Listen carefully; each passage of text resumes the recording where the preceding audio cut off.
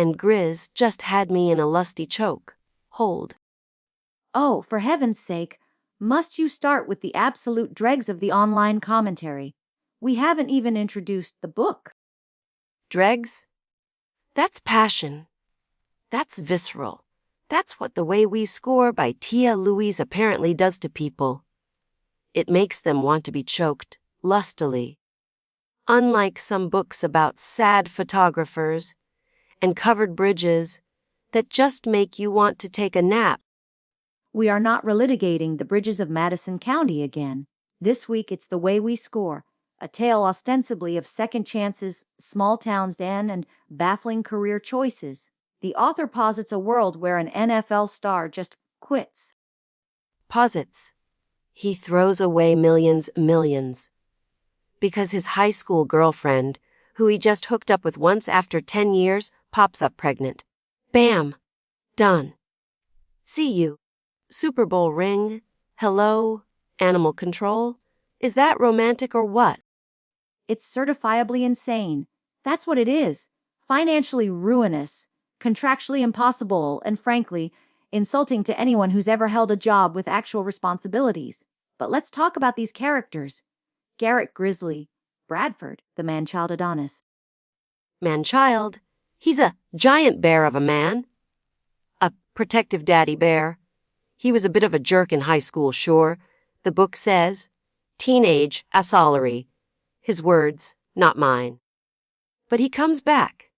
He wants to make it right. He wants to rub her feet while she's got morning sickness. My ex Gary wouldn't even rub my feet after I carried his golf clubs for 18 holes. Gary sounds delightful, but Garrett's redemption involves abandoning a multi-million-dollar career based on one positive pregnancy test. Is this devotion, or is this a man suffering from untreated head trauma? We joke about CTE, but honestly, ditching the NFL to wrestle alligators and maybe become sheriff, because why? The town needed a large man. It shows he's all in. He doesn't care about the money.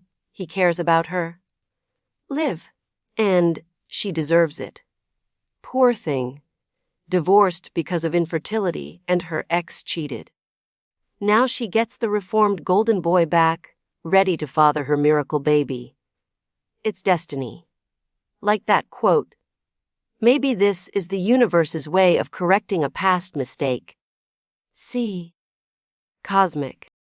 Cosmic stupidity, perhaps. And Liv, Olivia, the buttoned-up lawyer. Does she question this lunacy? Does she say, Garrett, darling, perhaps we discuss the financial implications of you becoming unemployed overnight before you start applying for snake catching permits? Or is she just swept away by the sheer, unadulterated testosterone radiating off this impulsive Neanderthal? She's probably just happy someone's finally treating her right. Unlike my neighbor Carol's husband, who... Nobody cares about Carol's husband. The point is, Garrett's decision is the narrative equivalent of a plot hole the size of Texas, and apparently, the side characters are just as grounded. One reviewer called them an obnoxious cast of 25 side characters who think they are charming but are actually exhausting. Another just screamed, enough about the chickens and peppers. Oh, come on, small town charm. Meddling families, it's fun. It's like my Aunt Shirley always trying to set me up with. Is Aunt Shirley also inexplicably qualified to become the town sheriff despite having zero law enforcement experience like Garrett apparently is? Because that's another baffling turn here. He just decides to be sheriff after a stint wrangling possums. Did he even fill out an application? Details. It's about the feeling, the grand gesture. Okay, fine. Maybe the career change is a little far-fetched, but is the book good? That's the question. Some people loved it. 5 stars. Swoony.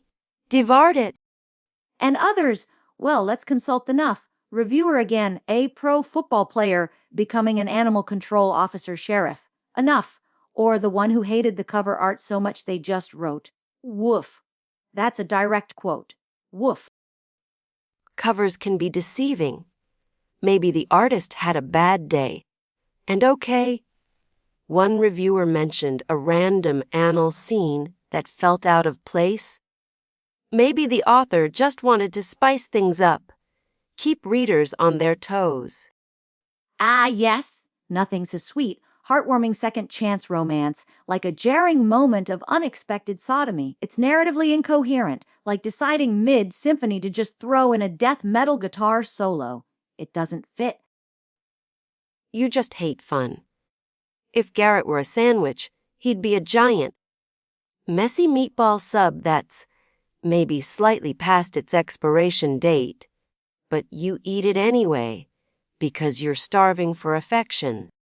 That is horrifyingly specific and probably accurate. So the book, is it actually any good? It sounds like escapist fantasy dialed up to 11, completely untethered from reality, which I suppose is the point for some. It's got drama, romance, a ridiculously hot guy making ridiculously stupid choices for love. What more do you want? A semblance of logic, character motivations that make sense outside a fever dream, maybe a plot that doesn't require the reader to have the financial literacy of a toddler. Fine, fine. Rating time. I give The Way We score 4 out of 5 times I wished my ex would quit his fantasy football league and pay attention to me.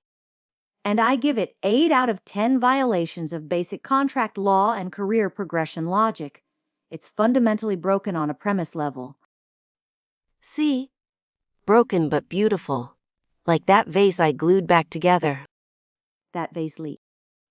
Whatever. Join us next week, folks, when we tackle My Alien Overlord Demands Tacos. Sounds spicy. You've been listening to Heartbook Radio. Pray for us.